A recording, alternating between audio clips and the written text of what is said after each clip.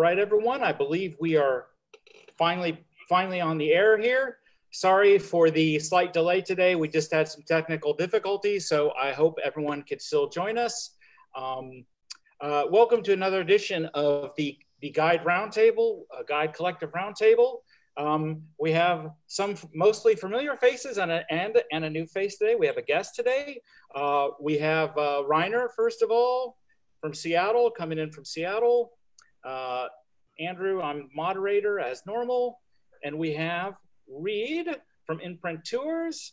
And Reid, you have a special guest today, don't you? Yes, and more than the one behind me.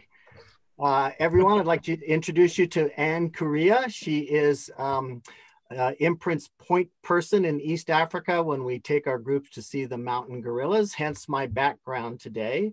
I'm trying very hard to pose myself in a way that my silver top matches the silver back of the gorilla that we have there. So Anne is our guest today, and we're going to be asking her some questions about wildlife touring in East Africa, in particular in Uganda and Rwanda, where she operates. And Anne and I have a special connection. Anne was, by the way, Anne, I will not ask you to comment about this, but Anne was present on what was easily the worst moment I have ever endured in the travel industry. We had a real problem that we didn't think we were going to be able to solve. And maybe that story will come up as we go on through the program this morning. But I'm going to go ahead and turn it over to Anne right now. I didn't do a very good job introducing her there. She's the director of Nature Wild Africa, a travel company there in Uganda and Rwanda. And we're just going to invite her to share a little bit about her world and her work. And then we're going to ask some questions before we move on to our regular roundtable discussion. So Anne, Reid, one thing I just want to get in for the people watching. If you have some questions, you can type in the chat box for Anne while she's talking here, so we could do some questions after she's done talking. And if they're related to the topics we're going into tonight, then we could try to integrate them later on in the show when we're on those topics. Take it away. Sure. Hi, everybody. My name is Anne Kuria from East Africa. I call myself an East African girl because that's where I was born, but originally I'm a Kenyan citizen. But I do East Africa. I love travel. I loved traveling so much. And in the beginning, even when I was a little girl, what I did not want is the household chores. I used to prefer to go out to do things outside.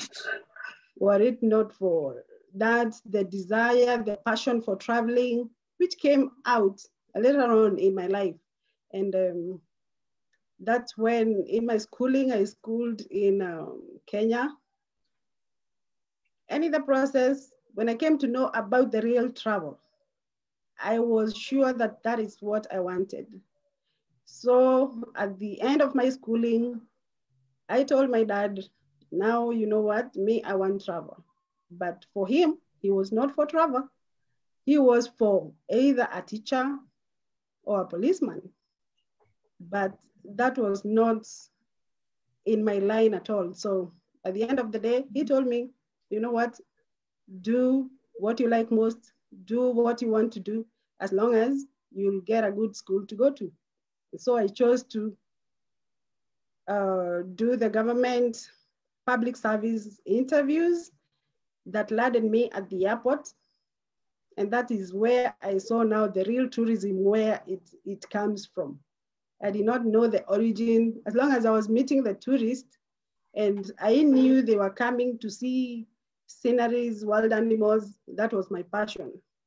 After working at the airport as a receptionist for some few years, I decided now it's the real tourism. And I went to one of the best tourism schools in Kenya, Kenya Utalii College. From Kenya Utalii College, I worked in Kenya for some time, a few years, about 10 years.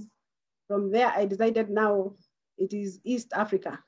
And I left Kenya, I went to Rwanda, worked there, learned about Rwanda, gorilla tracking. And that also led me to come into Uganda, because the gorilla tracking in Rwanda is also in Uganda and Rwanda, as I mean in Congo, DRC as well. So it's like East African, you cannot do a tour without connecting now the three countries, because what you get in Kenya, there is a special thing you get in Kenya with the beast migration. There's something so special you get in Rwanda, gorilla tracking. And another very special thing you get in Uganda, gorilla tracking. And in Uganda, it's the only place we have a game viewing on a boat cruise. So that is one very amazing ride you get here in Uganda.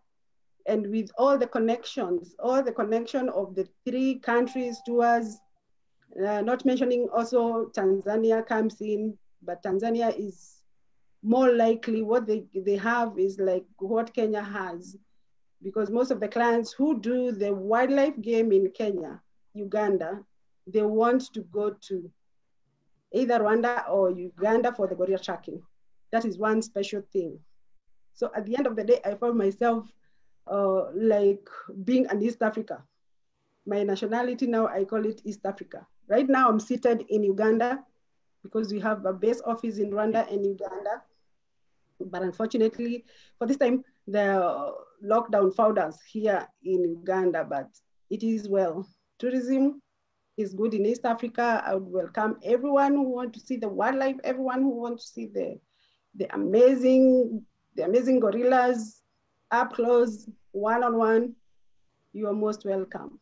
Through Reid, we went through gorilla tracking with him. We went to Rwanda for gorilla tracking, and we went to part of it in Uganda. That's another story, maybe to come up. But you're most welcome, everyone, to East Africa, and we are all here for you. Reid, thank you very much for the invitation in this forum, and we believe that you're going to discuss more and enjoy and get to know where Africa is, East Africa is, until we get to the heart of Africa. That is Rwanda, and of course, the Pearl of Africa, Uganda. I welcome you all. So maybe if there's anyone who has a question, who can ask on the topic, on my career, on my professionalism. I am a tour guide by profession, and you know, now Anne, I'll start out with the question. It's very interesting when you say when you came on and you were like, oh, I'm an East African rather than from a specific country. I'm an American living in Europe, and people in Europe really identify with countries. I think Americans are a little less so about like how they identify.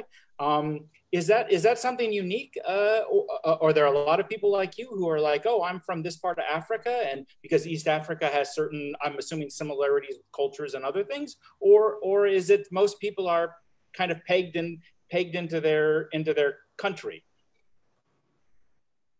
Only a few of us who are passionate about East Africa, but I would say most of the people work in their own countries. But for me, when I was working in Kenya, originally in Kenya, I could see that there are potential tourism market that was growing up. Rwanda was coming up, and Rwanda was growing so fast. And so I decided, why not try there? Why not even get to know more of East Africa other than doing only Kenya safaris? I don't say that I will not do any more Kenya safaris. I still do. We have a lot of support from Kenya because most of the clients come through Kenya, but now my main and my passion is on Rwanda and Uganda right now. Hey, Anne, what's it like? What is the experience like being close to the gorillas? Well, it's amazing. It's amazing. For the 2 times I went to see the gorillas, I went to see the gorillas in Rwanda and I went to see them in Uganda. And let me tell you, each time you go to see the gorillas, you want to go back there because there's always that moment, a different experience you get each time. For example, when you trek in Rwanda, they have the advantages of Rwanda. You trek in a different forest.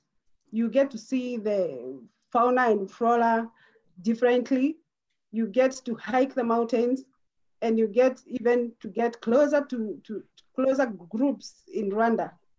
And at the same time, if you come to Uganda, you can also opt to go in the two parks, either Bwindi or Mugahinga National Park. Mugahinga National Park is where you can be able to trek the gorillas after a short trek, as opposed to Bwindi. But you know, people have different interests. There are those who want to hike for a whole day, those who have the energy to hike. There are those who want to go for the short trips. There are those who have probably, unfortunately, have challenges, who don't want to walk far. So each time you go to see the gorillas, you get to learn something different about the gorillas. The formation of the family, the silverback, sometimes you get to see the baby, sometimes they come too close to you, sometimes it's amazing. You look at them, and because they are so similar even to human beings, these guys are 99% almost like humans. The formation of the family is like the human beings, how they behave, the children, the way they play. I mean, it's amazing. You get to learn a lot. And it is every time it's different. And you can go there again and again and again without getting tired. I'm going to jump in here, Anne, and sort of augment what you were saying. I want to speak as an outsider, right? Not as an East African, but I have to say that I've had a lot of travel experiences all over the world. I've seen a lot of wildlife on safari and other forms of wildlife, whale watching, et cetera, et cetera. And seeing the mountain gorillas is not only one of the top, well, it's the top game viewing experience I've ever had, and it's one of the top travel experiences, easily top 5. And it's really hard to, just in words, try to articulate what that experience is like. But I think Anne hit the nail on the head when she talked about how accessible they are, how much like humans they are.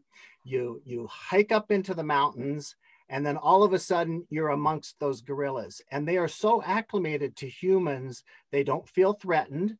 The guides are very, very educational, and they can actually communicate with the gorillas. They've learned that gorilla language. It's noises and sounds, but they know how to soothe the silverback that I have a picture of here. He's the guardian of the family, and he's sitting back watching. The juveniles are roughhousing and fighting. The babies are being cared for, and you're standing there right amongst them. It's absolutely amazing. And you also never lose sight of the fact that silverback is so powerful that he could rip your limbs off if he chose to, but you don't feel threatened at all. And if he starts to be in the least bit agitated, those guides know how to soothe him. It's an amazing experience. I wish I could articulate it better. I wish I could share it with everyone. It's an absolutely amazing experience. And of course, you know, gorillas are what Rwanda has to offer, Uganda as well. But I do have a question here after my long soliloquy. Is there other wildlife viewing opportunities right there in that area of the volcano parks there, Anne? Are there other animals to be seen, or is it all just gorillas? There are other animals, but once you get on the trek, you have the guards and you have the guides and their trackers to tell you where to pass. So ahead of you, you have the trackers who first go to find the gorillas where they are, and then they direct you the routes to pass. So it's rare for you to meet other animals. And in case you do, you have the guards to scare them away.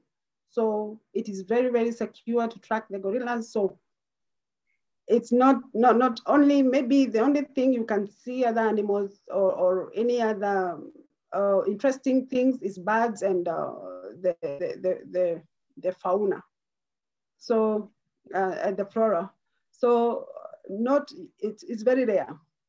to fight other animals on the way, because it's well organized. They well organize it in the morning. Early at dawn, the trackers wake up, go and find where the gorillas nested the previous day, and direct the guides where to pass, right from when they leave the briefing headquarters, office headquarters. So when you're leaving the headquarters, you know exactly where you're going to stop at the starting point, and you know the route you're going to pass. They communicate through radio and even sounds. So even other animals, if they feel that there are some people coming, they get off the way. So it's very, very hard. I've not heard of anyone who met a buffalo or an elephant, but they're in the same forest. All right, let's take a look at some of the topics we're going to talk about tonight, and I want to try to have everything basically related to Africa, to our guests, for issues that are going on with this. And I'll just say I have not been to Africa. I saw gorillas in the mist for the first time a couple of years ago with my kids, and that was like, I mean, I already knew I wanted to go there. But what I don't know much about is how sustainable is this tourism, and is that, like, I hear the key word sustainability a lot. Is that something that's important to your company? And let's say all these different companies, or all the people involved with gorillas, how sustainable is it? It is very, very, very important to everyone. By saying everyone, it is the country, the local communities, the tour operators, and even the guests. Because without sustainability, it means that these will be there only for a short time. So what has been done, actually, all efforts have been put forward to make sure the gorillas are well protected. There are so many organizations that have come up to help and support the conservation of the gorillas, so that there is long-term and there is sustainability of the activity. By that I mean, they put in place even the gorilla doctors in case those gorillas are sick. They're like human beings. They can catch the diseases. And so there are gorilla doctors to follow them. There are the trackers to guard them all the time. They are guarded. And even the local communities have been supported to do other things, and they have been made aware to coexist with the gorillas in the mountain. So what the government and other NGOs, the organizations that have been put forward, they have been put forward to support the communities in so many ways, like employing them. Most of them are porters at the park. We have the porters at the park, those got from the community living next to the Volcanoes National Park. And that is to even help them to curb poaching. And so sustainability is very, very important for the government as well, because it also rely on the gorillas for the economy. The people around, the benefits with the infrastructure, the schools, and the education, and the support. The conservation also even goes across board to even further smaller organizations that even support the livelihood of those communities around by building schools, the clinics, the water tanks, and they are shown of the benefits that is coming from the conservation. So sustainability is the key word here.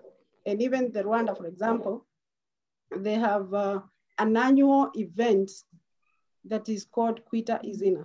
Kwita Izina is the naming of the baby gorillas that have been born.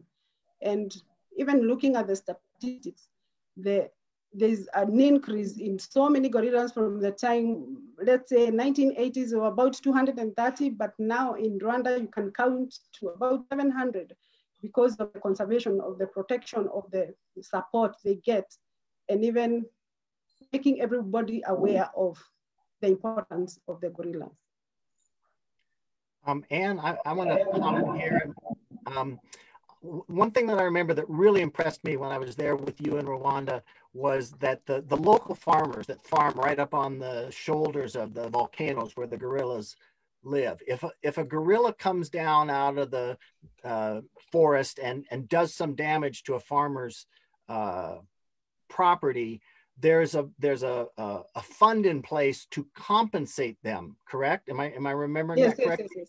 To Exactly. compensate the farmer so that the farmer won't retaliate by going and killing a gorilla that's done some damage, or et cetera, et cetera. And I thought that was so great that the local people there that are just farming and eking out a meager living, they've developed this symbiotic relationship with the organization there and the gorillas themselves, so that everybody's cooperating. And am I also not remembering correctly that the gorilla population has boomed in the last decade due to the successes of this conservation program?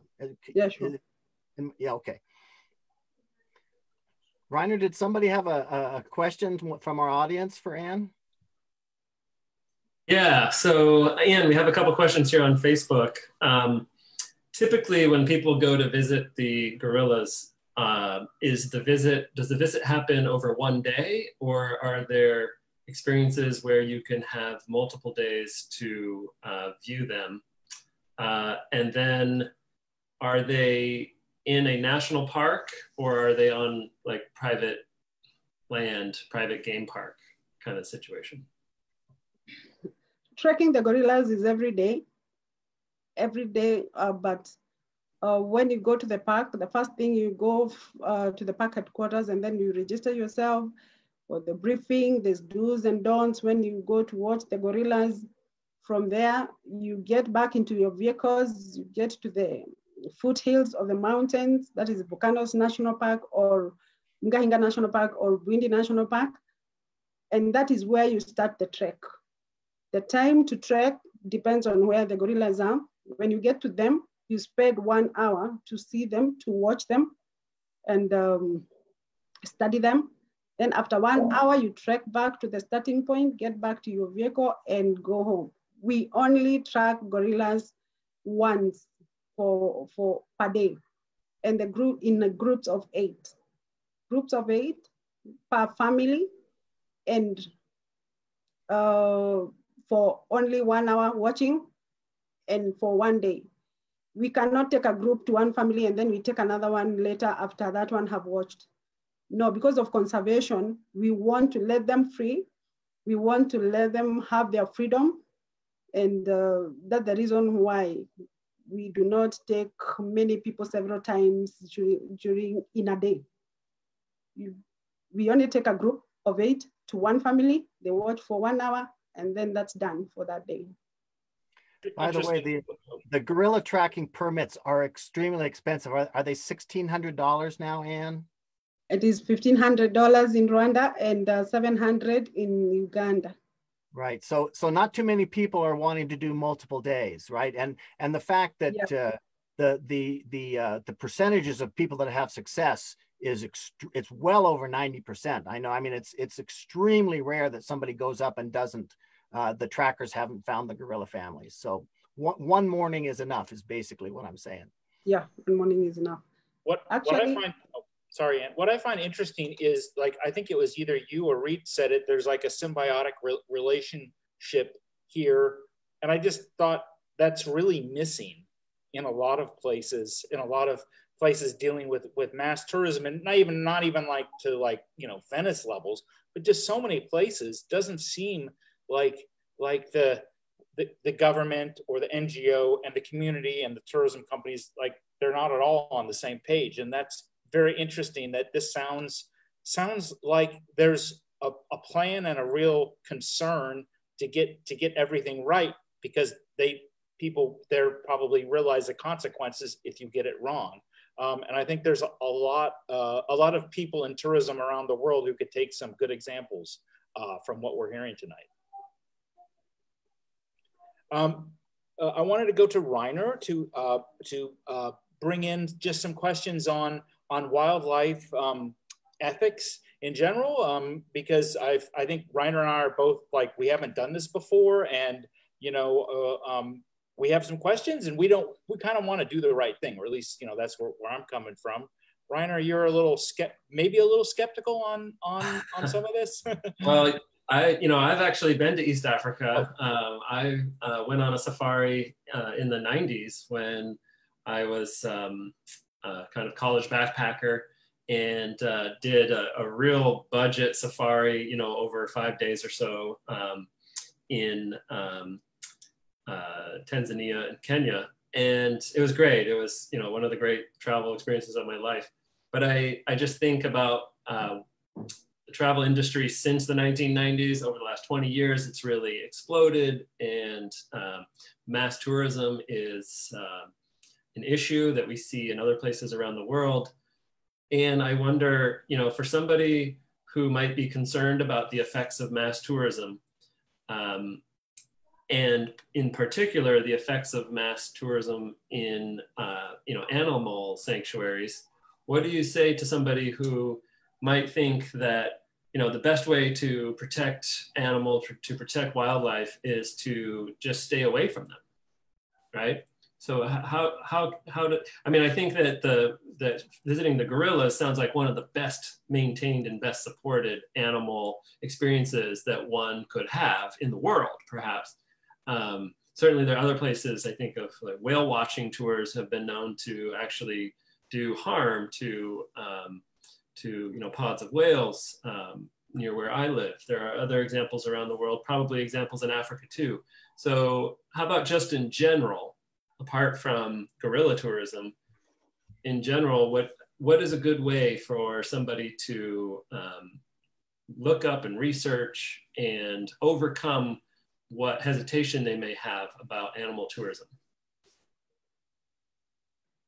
Okay, what I would say about now the general wildlife safaris, for example, for the one you have said you went to Kenya and Tanzania, I guess for us to be able to conserve those animals, some governments have put in place, have put in check the building of so many accommodations, so many lodges in the park, and that reduces the number of people that goes to watch the animals, because you must have an accommodation when you're in the park.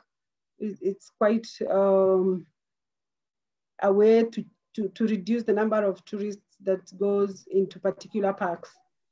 But otherwise, there are do's and don'ts they have put in place as well.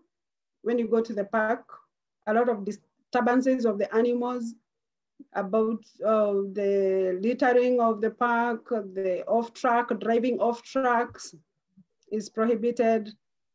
And the only way we can be able to conserve the other wildlife is to put in place some kind of conservation and some kind of, maybe like the gorillas, you can only sell a certain number of permits per day and no more. But for other parks, there's no protection of how many people who are supposed to get through the park and by paying the park fees. The only way they can be able to check on that is the accommodation, the reduction of accommodation. I'm sorry, were you finished again? You can go on. Okay. Yeah, I want to weigh in here because first of all, I want to make a very, very clear distinction between viewing wildlife in their natural habitat and the kind of wildlife encounter that is prescribed, for lack of a better word. In Thailand, you can ride elephants. Outside of Chiang Mai, there's a place where you can go and pet tigers. You can hold a koala bear in the zoo there in Chiang Mai, and the list goes on and on and on. I want to make a real clear distinction between that kind of wildlife tourism and seeing animals in their natural habitat. Having said that, some countries do way better than others when it comes to how they regulate that and how they, as Anne was saying, controlling numbers, having rules, making sure you're educating people before you go into the park. Because I've had fantastic wildlife viewing experiences in my travels in East Africa and Southern Africa. Botswana is a country that's doing really, really great things with that. Kenya and Tanzania both do a really, really good job with that. Other countries, maybe not so much. Despite all of those efforts, you still see abuses. I was in the Ngorongoro crater 2 years ago, right after I was with Anne in Tanzania. And I saw a woman reach out and pet the back of a lion right out of her safari vehicle, right? The lions are so acclimated there in the Ngorongoro crater. They were walking. I've got pictures of lions right next to our vehicle. And you start to lose your sense that these are wild animals. You start to feel comfortable. This woman reached out and petted this lion right on his back. And I thought, you're lucky you didn't lose your arm, for starters. And on the other hand, that sort of behavior is what starts to interfere with the natural processes, people feeding animals, et cetera, et cetera. This is like so much in the world where I think the proper response is to educate yourself, to be individually responsible, and to take a balanced view, because there's going to be the extreme views of we should leave the animals alone and not interact with them at all. But then there's those people, and as Anne observed, without wildlife tourism, these animals won't be protected and they will be subject to predation, well, not predation, but to poachers, et cetera, loss of habitat. I mean, there has to be a balance. So that would be my final word on this subject: is educate yourself, be personally responsible, research your tour outfit, your safari outfit, to make sure that they've got good practices, and then take a balanced view. Yeah, I was going to say, I kind of look at, I mean, that would be like how I would hope to look at it, because I haven't been there on this safari. But I was at the zoo last week with my kids, and I was thinking, okay, I know all the people who don't want zoos, or, oh, this isn't great for the animals. But I see like, my kids would not be nearly into animals as much as if they couldn't go to the zoo, if everything was just looking at pictures and reading books and things like that. And I really want to take them on a safari because I think that could really change their life and change their perspective. And I'm hoping the majority of us could do these things, and that'll have a much better impact on how we view wildlife and animals and ecosystems than for the few people, and I do hope it's few, that are doing, the petting, trying to pet the lion and do all this other stuff. When you read these kind of stories and you're just like thinking to yourself, what are these people doing? So hopefully that, that we can have this, because I really think just kind of watching my kids and what they're interested in, it is like a necessity to like see these things live. Everything just cannot be zoomed, let's say, at this point. One thing that I wanted to ask Anne, because I know very little about Rwanda. I saw Hotel Rwanda probably 10 years ago, and other than the stories I read in the newspaper and that movie, of course it was a heartbreaking story, a heartbreaking film. But that's it. That's all I knew, and I haven't been there, so I know very little else. And I'm curious, like, how Rwanda now is perceived by guests or people who come there, very surprised of where it's at, because usually a country's only in the news for bad reasons, and then it ceases to be in the news, and people don't know very much. So I'm kind of curious. Well, two things. One, how is Rwanda as far as just kind of the infrastructure there, or let's see, the situation as being safe? And two, like, are you getting some help from, is the Rwandan government doing things to kind of, put a better image on Rwanda? First and foremost, what I would say, Rwanda is a very fascinating country. It's a very nice and country to be in. I know so many people have the idea of maybe the genocide that happened in Rwanda. Unfortunately, in 1994, they experienced the worst moment of their time. The genocide against the Tutsi happened for 100 days. And from there, I know it was public and it went all over the world. But right now, if you happen to go to Rwanda, it is amazing.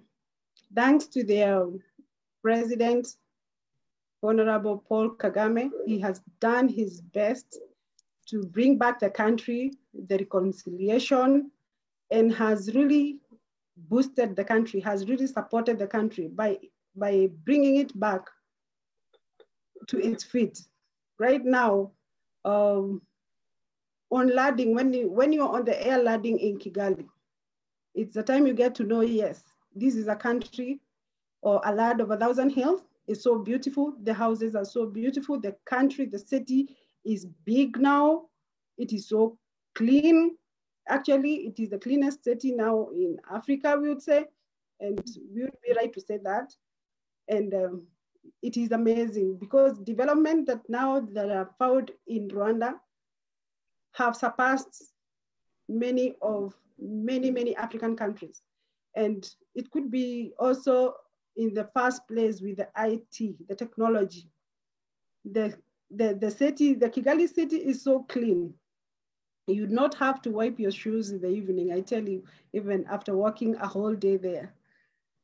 Now, when you get to know those people who have the negative aspect about Rwanda on landing is really different, and people are friendly. People have become aware of what devastating can be the civil war. And right now, I would say there's no ethnic group in Rwanda. We are all Rwandans. And when we go there as well, we become like them. People are friendly, and it has really grown. To this day, I don't think of another city you can live in with the best security as Kigali or as Rwanda. I remember one day I tried when I went there and I said, I think this country is amazing. I think this country's security is so good. So I went out and I wanted to see Kigali by night. And we walked home for a distance. And all we could see are the police patrol cars stopping, asking, are you okay? Do you need a ride? No, we want to see Kigali by night. It is that secure. Security is good. People are friendly. The country is very clean. They have moved on, and even the growth, economic growth is faster than any other East African country. I would certainly say now that. So there are a lot of positive things about Rwanda. And one would only want come and see by himself. And it is that negative, those bad news they heard about from the Civil War. Reid, wanna? Yeah, I just want to quickly synopsize what happened in Rwanda in the 90s for our viewers that maybe aren't aware. There was a short civil war in 93, and then in 94 in the spring, early April, the president was assassinated, and it led to this huge backlash. And there are two cultural groups, right? Two tribal groups, if you will, in Rwanda, and one side got the upper hand and it started this genocide. It started with the police and the military and militia, if that's not timely in our own country at this moment, that started the violence. But then regular people picked up machetes and cut down their neighbors. And they think maybe as many as 1 million Rwandans might have died. That's the upper limit of the guess of how many people. But what they can say for sure is that the Tutsi people, 70% of the Tutsi people in Rwanda died in that genocide. And the tragic part of the story is that no Western countries stepped in to stop the violence. Not one, not the United States, not the European Union, not the UN. I mean, the UN had a presence there, but they really did very little. And it's a black mark on human history. So having said that, and I'm like you, Andrew, I knew nothing about that apart from having seen the movie Hotel Rwanda a few years ago, before I found out that I was going to be in Rwanda. And then I learned a little bit more. There is an excellent genocide memorial museum in Kigali. I made sure that our group all got to go and see that. And my daughter, who had learned about the Rwandan genocide in school, that was as important to her. I think she was 18 years old.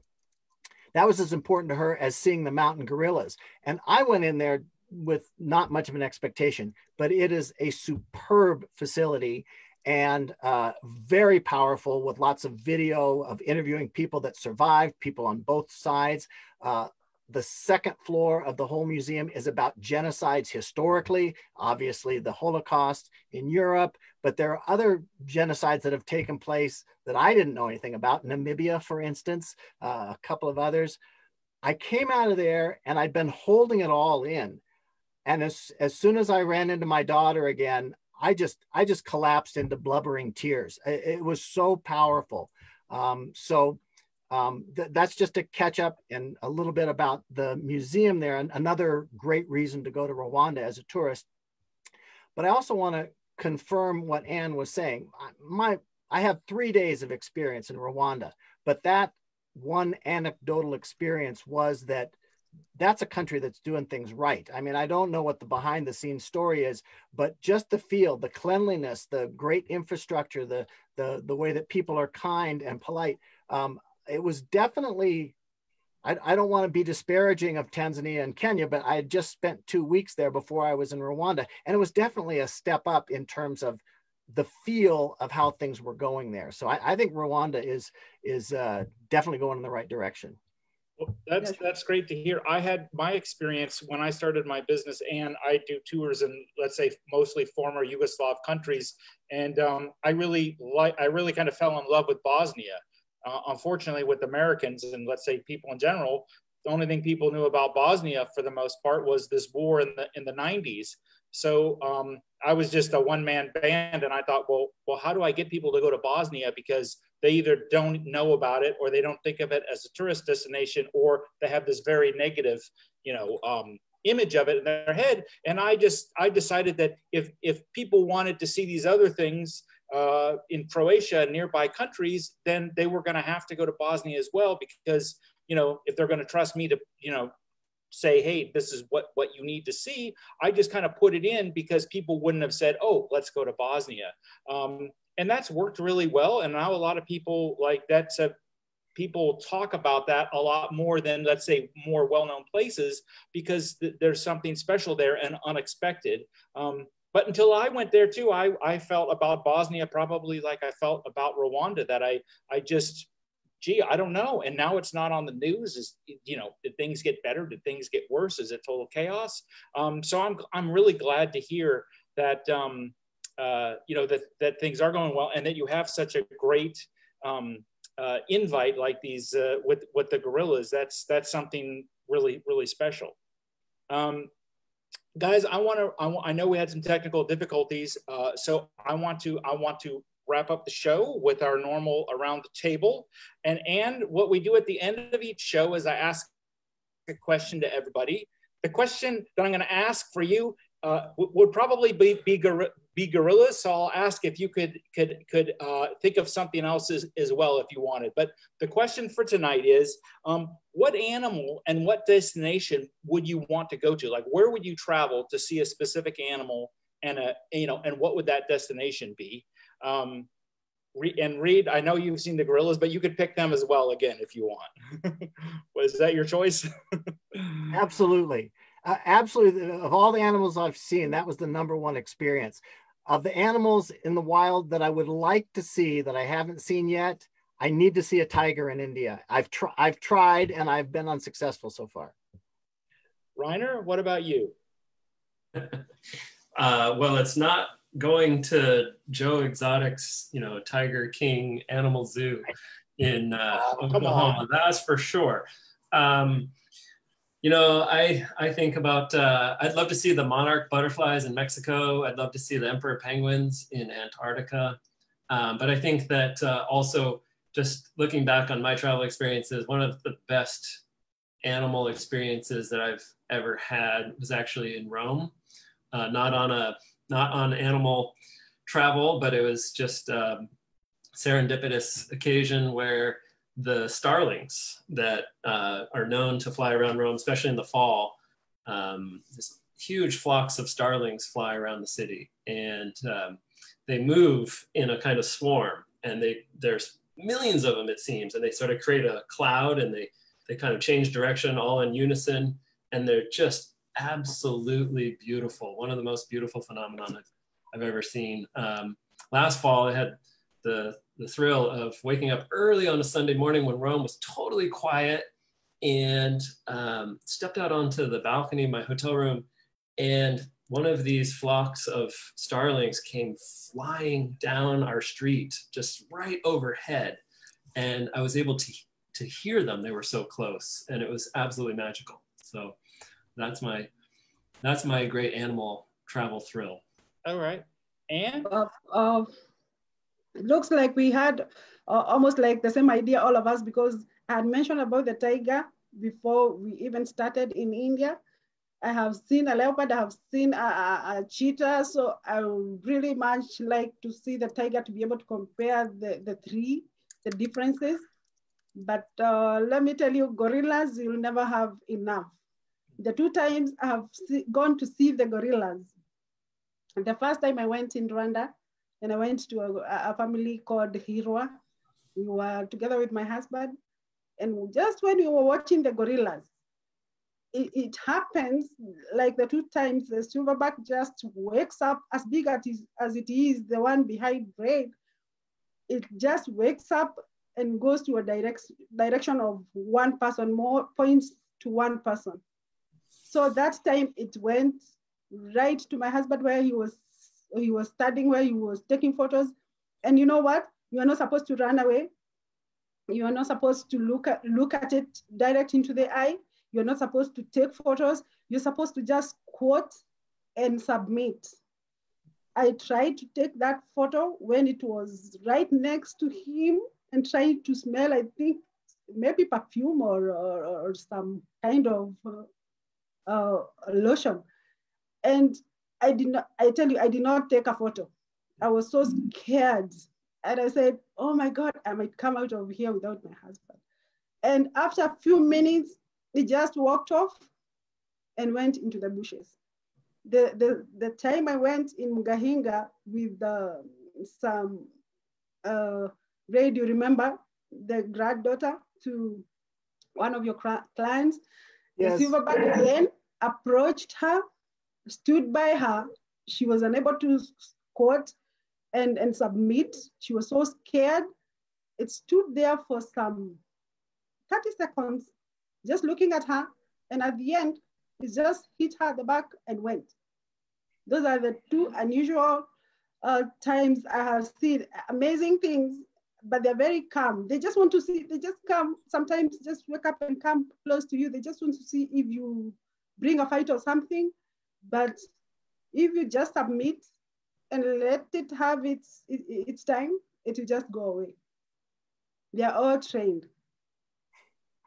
All right, I'll throw in my picks to wrap it up. So I have to I asked my kids this question. So my son, he wants to see the crocodile.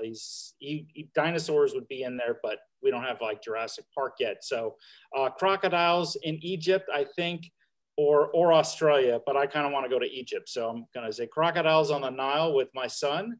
My daughter wants to see elephants, and I asked Asian or African, and she wants to go Africa. So I'll probably get some tips from you, Anne, and some from you, Reid, about where exactly to see the elephants. And I was going to go with the blue whale off Sri Lanka because I have friends who go to Sri Lanka, and I'd love to see the largest animal in the world. But Anne has totally sold me on the gorillas. So I will whatever. I could watch some video of the blue whale. I think it would be more interesting to go and see these interesting animals like up close. It sounds like a fantastic experience. So those are my picks. Reid, I want to give you a last word in here before I wrap it up. Thanks. I think it would have been sort of not very polite of us for me to have introduced the story of the worst moment of my guiding career without actually telling the story. So and Anne is my witness. She was there.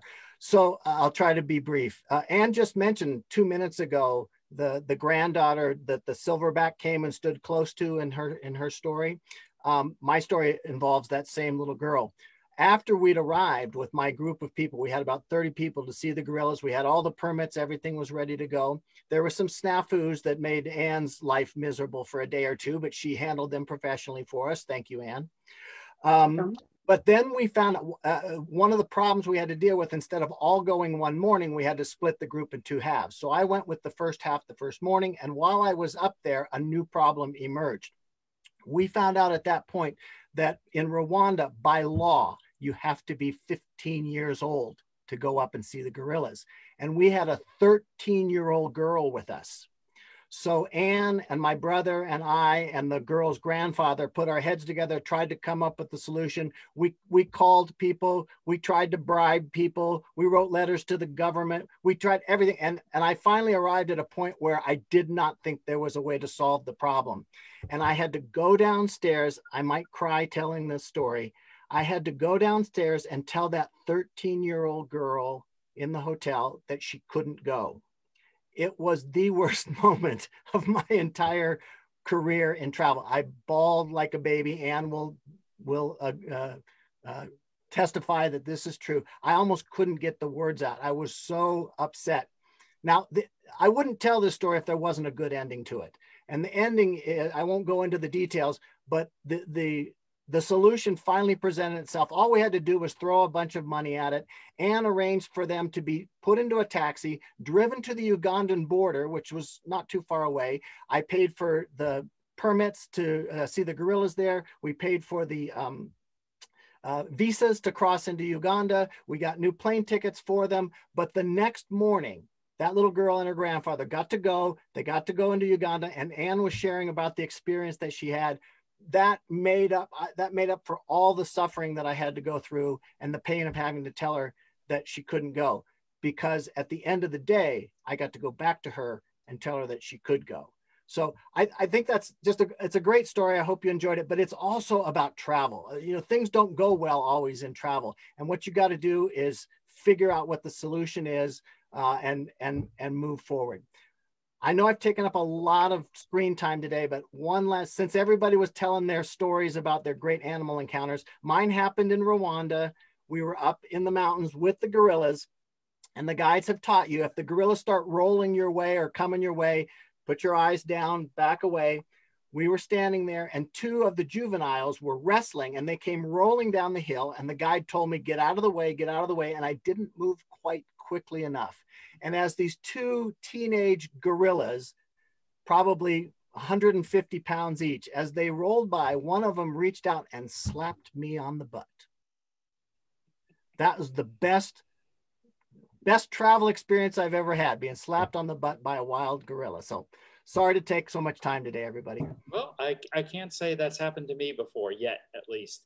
Okay, so my last takeaway is, if I want to bring my kids to see the gorillas, and I don't want to wait another, 5 to 7 years to get them to the age limit, I need to get fake IDs like when I was a teenager, or maybe go to Uganda and see some, and yeah, okay. Uganda. That's the way to go. Okay, good. That's very, very, very good advice.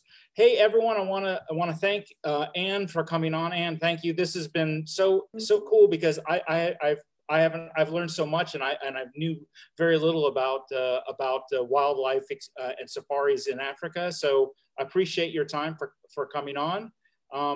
And Reiner and Reid, oh yep, the Rwanda Cup, of course, got to have that. We'll be back. We'll be back next Thursday, everyone. So thanks for putting up with technical difficulties, and see you next week. Okay. Ciao, everybody. Travel with intent. Ciao.